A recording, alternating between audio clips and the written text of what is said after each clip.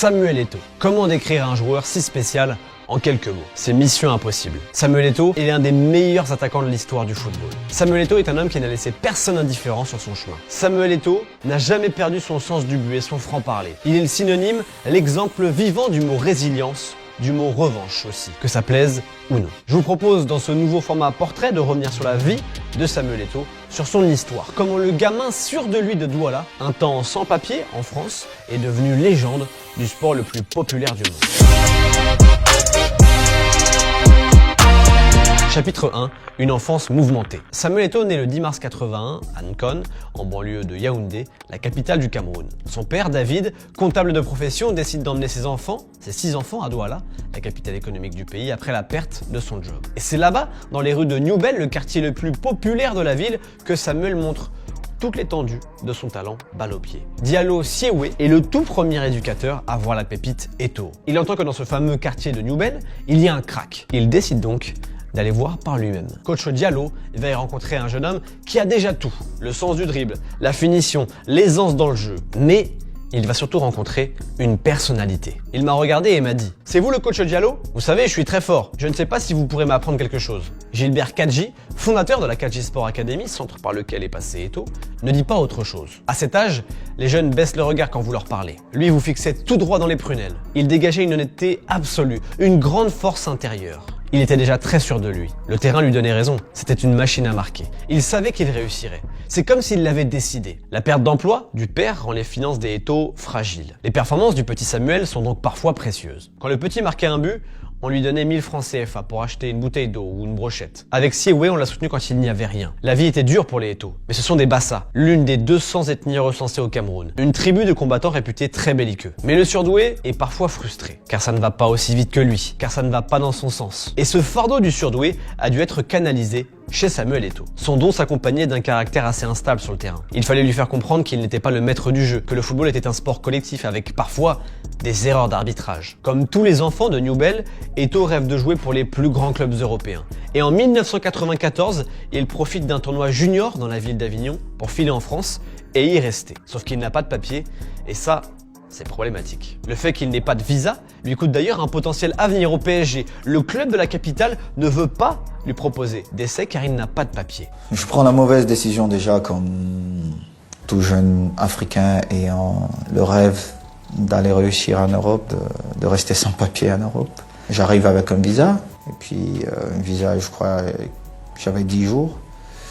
Je vais sur Avignon, Marseille, tout ça, et je reviens et puis je décide de rester à Notre-Dame. Je reste à Paris plusieurs mois. Et un jour, j'ai dit à ma grande sœur, il faut que je rentre chez nous au Cameroun. Difficile parce que vous restez plusieurs mois et vous sortez, je crois, 2 ou 3 fois. Parce que c'était à l'époque où tout le monde était soupçonné d'être sans papier. Et puis quand on vous attrapait, on vous rapatriait. Il rentre 2 mois après son arrivée en France. Quelques semaines plus tard, nouvel essai, nouvel échec au Havre. Le formateur qui l'a observé ne l'a pas trouvé bon. Il y avait 5 jours cette semaine-là. On en a gardé 4. Et on a laissé filer la pépite. Mais jamais 203 comme on dit. Une 3e opportunité européenne se présente. Et cette fois, la 3e tentative est concluante. Au printemps 1996, Piri, un émissaire du Real Madrid, se rend à Abidjan dans le but d'enrôler l'Ivoirien Bonaventure Kalou. Mais au cours d'une rencontre U20, Côte d'Ivoire-Cameroun, il tombe sur Samuel Eto'o. Le destin de Kalou et Eto'o change. Eto'o s'envole pour l'Espagne 10 jours plus tard et après un stage de 3 semaines, l'attaquant s'engage avec le Real Madrid, le plus grand club du monde. Il n'a que 15 ans. L'histoire d'Eto'o en Europe débute. Ce n'est qu'un stage, mais qu'importe. Chapitre 2, stagiaire du Real, légende du Barça. En 1996-97, Eto'o est trop jeune pour jouer avec l'équipe première du Real, alors il évolue avec le Castilla. La saison suivante, la 97-98, le Real le prête à Leganés en 2e division. Il revient à Madrid qu'il expédie encore en janvier 99, cette fois à l'Espagnol Barcelone. Puis nouveau retour à Madrid. Mais la concurrence à son poste est encore trop rude, trop costaude pour Eto'o. On parle de Raúl, Fernando Morientes ou Nicolas Anelka. Alors Eto'o joue peu. Il n'est pas la priorité. Il est donc à nouveau prêté au Real Majorque, cette fois en janvier 2000. Il y est d'ailleurs définitivement transféré l'été suivant. Fait important, un accord financier un peu particulier est mis en place. Majorque acquiert 50% de ses droits contre 7,2 millions d'euros. En gros, le Real peut le récupérer pour la moitié du prix ou alors toucher la moitié de la somme obtenue en cas de revente. À Majorque, Eto'o se fait un nom aux yeux de l'Espagne et de l'Europe aussi. Dès sa première saison complète avec Majorque, la 2000-2001, il participe grandement à la 3e place de son club en Liga. En 2002-2003, il empêche les Grands d'Espagne de remporter la Coupe du Roi 2003 qui revient au club des Baléares. Il inscrit un doublé en finale contre les Recreativo Huelva, victoire 3-0. Cette saison-là, il est d'ailleurs particulièrement en réussite contre le Real Madrid, avec 3 buts, 2 passes D, notamment lors d'un quart de Copa où il marque un doublé. Eto'o n'est plus un no-name. Il est même élu Ballon d'Or africain en 2003, avant de remporter l'édition en 2004, 2005 et d'en remporter un 4e et dernier en 2010. La saison d'après, la 2003-2004, est moins aboutie pour Majorque qui termine 11e.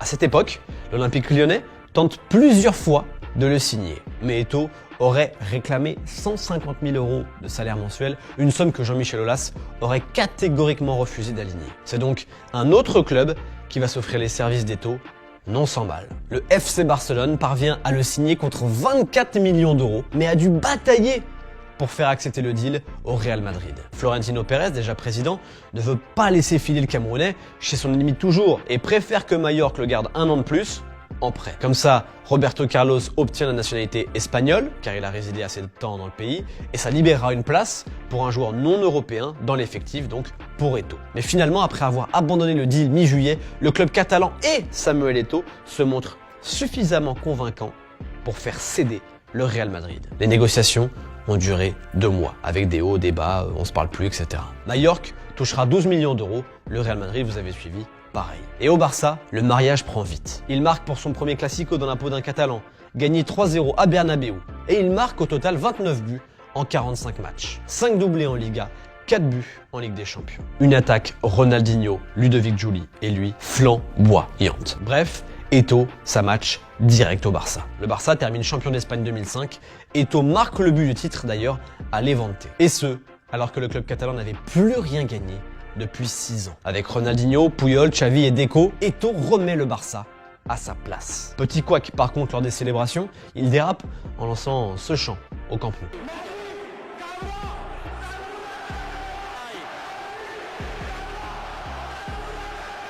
Il présente ses excuses quelques jours plus tard en conférence de presse. La saison suivante, la 2005-2006, est celle de la consécration collective. Celle qui aurait pu valoir le Ballon d'Or à Samuel Eto'o d'ailleurs. Le Barça colle 12 points au Real en Liga pour remporter un second titre consécutif.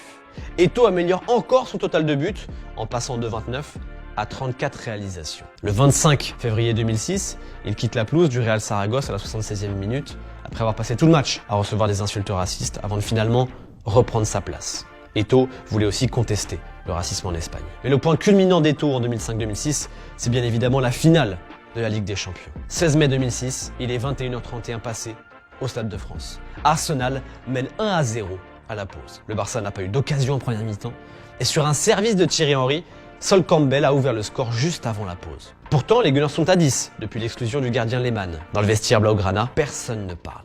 Silence complet. Même le coach Frank Rijkaard ne dit rien. Puis d'un coup, un homme se lève, Samuel Eto'o fils, et il dit ceci. Les gars, je vais marquer. On va égaliser et on va gagner le match. De Saint-Denis à Newell, Eto'o a toujours été sûr de lui. Il n'a jamais douté de ses capacités. En deuxième mi-temps, il marque à la 76e minute. Ludovic Giuli, à qui on doit cette anecdote, se met à y croire. Les mots d'Eto'o étaient prémonitoires. Les Catalans se sentent soudainement invincibles. Belletti vient marquer le but du 2-1. Le Barça est champion d'Europe pour la 2e fois de son histoire. Eto'o entre dans la légende du club ennemi du Real Madrid, le club où tout a failli commencer. Chapitre 3, Eto'o renie Guardiola, guerre d'ego. Pendant sa période barcelonaise, Eto'o a pu assister aux premières loges à l'éclosion de Léo Messi. Lors de la saison 2006-2007, Frank Rijkaard mise d'ailleurs sur un trio Ronaldinho, Eto'o, Messi. Mais Eto'o se blesse et manque 5 mois de compétition. À son retour en février, Frank Rijkaard prétend d'ailleurs qu'Eto'o a refusé d'entrer en jeu à Santander. Le Camerounais lui affirme qu'il avait besoin de plus que les 5 minutes qu'on lui proposait pour se chauffer, il revient de blessure. Puis plus tard, il dira que les 3 changements ont été faits. En tout cas, c'est ce qu'il dira à beIN Sport dans une interview que je pense vous connaissez. À Santander, toujours, Ronaldinho affirme de son côté publiquement qu'Eto'o ne pense pas assez au groupe. Chose qui va rendre dingue le Camerounais. Je sais que mes buts font du mal à certains, et c'est pour ça que je prends des coups. Ceux qui viennent régler les problèmes des vestiaires en conférence de presse sont de mauvaises personnes. Si cela continue, je révélerai à mon tour d'autres secrets. Finalement, la brouille en reste là, notamment grâce à l'intervention de Carles Puyol. L'exercice 2006-2007 s'achève par une saison quasi blanche. Une deuxième place en Liga derrière le Real Madrid, une élimination en huitième, mais une victoire en Supercoupe d'Espagne, maigre lot de consolation pour Ronny et Eto'o. À l'été 2007, Thierry Henry rejoint le Barça, mais Eto'o est victime d'une fracture du fémur et manque toute la première partie de la saison 2007-2008. Et malgré l'éclosion de Messi, cette équipe-là du Barça est en fin de cycle. Elle tourne pas bien. Et c'est pas les stats XXL d'Eto'o en Liga, 16 buts, 4 passes D en une demi-saison seulement, qui empêchent le Barça de terminer 3e. Saison blanche, Rijkaard ne donne pas l'impression d'avoir les clés et arrive donc la révolution, le révolutionnaire. Pep Guardiola. L'été 2008 est synonyme de grand ménage à Barcelone. Guardiola compte renouveler l'effectif et demande à Ronaldinho, Deco, Eto'o d'aller voir ailleurs s'il y est. De nombreux clubs viennent donc courtiser Eto'o, et même le champion d'Ouzbékistan de l'époque, qui lui fait une proposition incroyable de 26 millions de dollars pour 6 mois seulement. Mais Eto'o performe durant les matchs amicaux et décision est prise de continuer la collaboration. C'est peut-être même la meilleure décision de la jeune carrière de coach Guardiola. Sauf que justement, la cohabitation entre l'entraîneur et l'attaquant va être difficile tout au long de la saison. Il voulait me donner des leçons, comment un attaquant devait bouger. Je lui ai dit, mais Pep, tu as été milieu de terrain, tu n'as pas été un grand attaquant. Moi, je marque mes buts comment? Ce mouvement ne devait pas se faire comme ça. Et en plus, on était à l'entraînement. Et moi, j'ai fait un jeu sans ballon pour créer un espace pour Messi qui venait. Et en plus, Léo marque. Il me dit, non, il fallait faire. Je lui ai dit, mais toi, t'es pas normal, toi. Malgré le contexte tendu, ce Barça-là tourne bien. Messi est stratosphérique. Thierry Henry redécouvre le football avec Guardiola, comme il le dira plus tard. Xavi et Andrés Iniesta deviennent des vrais chefs d'orchestre. Et Samuel Eto'o a le rôle de serial buteur polyvalent. L'homme à tout faire devant. En 2008-2009, le Barça corrige tout le monde en Liga. C'est simple. 2 victoires 6-1, 2 victoires 6-0, 2 victoires 5-0, une victoire 6-2 contre le Real Madrid, celle-ci à Bernabéu en plus. La double confrontation, Barça-Chelsea en demi, reste aussi dans les mémoires, mais plus pour l'arbitrage litigieux que pour la leçon de football catalane qui n'a pas lieu d'ailleurs. Eto'o boucle la saison avec 30 buts en Liga. 6 buts en Ligue des Champions en comptant les barrages, dont 1 lors de la finale à Rome. Guardiola, avec Eto'o l'indésirable, réalise un triplé historique. Liga, Champions, Copa. Mais le 20 janvier 2007 sonne la fin de l'aventure. Tout le monde sait qu'il n'y a pas de raison footballistique. Alors pourquoi faire partir Samuel? Question de feeling, question de sensation. Je sens que c'est la meilleure chose pour l'équipe, pour le club. Chapitre 4, sa plus belle revanche. Une semaine après que Pep Guardiola ait publiquement demandé à Samuel Eto'o de quitter Barcelone, l'attaquant signe pour 5 ans à l'Inter Milan. Il est échangé avec Zlatan Ibrahimovic, plus 46 millions d'euros versés par le Barça. Eto'o devient le joueur le mieux payé d'Italie, avec un salaire de 10,5 millions d'euros, plus des primes allant jusqu'à 3 millions. Lors de sa conférence de presse, il dit ceci: « Je suis Samuel Eto'o et je ne veux être comparé à personne d'autre. Je suis venu pour gagner la Ligue des Champions et je suis là où je veux être. » Et cette revanche sur la fin d'aventure catalane particulière, le Camerounais va se l'offrir avec le meilleur ennemi de Guardiola, José Mourinho. Quand on rentrait dans un stade, tu regardais nos yeux, tu disais, bon, il faut que je les laisse gagner et que je rentre auprès de ma famille. C'était mieux comme ça. Au cœur d'une équipe composée de Schneider, Zanetti, Milito, Maicon, Eto'o passe du football total au football minimal. Avec l'Inter 2009-2010, il joue sur le côté gauche de l'attaque, Milito lui étant préféré dans l'axe, mais qu'importe, Eto'o gagne tout. La Serie A, la Coupe d'Italie et la Ligue des Champions 2010. Sa 3e en 5 ans, avec en point d'orgue, dans cette campagne 2009-2010, bien évidemment la demi-finale contre le Barça de Guardiola. À l'aller, à la maison, l'Inter fait forte impression en battant les Blaugrana 3-1. L'efficacité est maximale comme l'intensité mise par le club dans les duels. Au retour, le Barça a 77% de possession. L'Inter ne tire qu'une seule fois. Eto'o joue latéral gauche. Mais les Nerazzurri se qualifient pour la finale contre le Bayern Munich, malgré une défaite 1-0 au Camp Nou. Guardiola est dehors. Le nouveau Barça sans Eto'o est dehors. C'est sûrement la plus belle revanche d'Eto'o, lui qui en a pris des dizaines depuis le début de l'histoire à Newell. La saison d'après, Mourinho n'est plus là, il a décidé de rejoindre le Real Madrid, mais le noyau de l'Inter, le noyau de l'équipe, reste le même. Rafael Benitez arrive mais ne fait pas l'affaire, Leonardo le remplace donc 4 mois seulement après sa nomination. Et cette saison-là, l'Inter termine 2e de Serie A, sort en quart de LDC, mais gagne la Coupe d'Italie, la Coupe du Monde des clubs et la Super Coupe d'Italie. Eto'o, replacé dans l'axe, marque 37 buts. Ensuite, la carrière de Samuel Eto'o en club devient un petit peu particulière. En août 2011, il file à l'Anzi Makashkala, racheté par le milliardaire russe Souleiman Kerimov. Kerimov lui offre un salaire de 20 millions d'euros net par an et fait de lui le joueur le mieux payé de la planète en salaire. Il reste 2 saisons et demie, dispute 77 matchs et marque 36 buts. Et pendant ces 2 saisons et demie, Eto'o passait son temps à faire des allers-retours.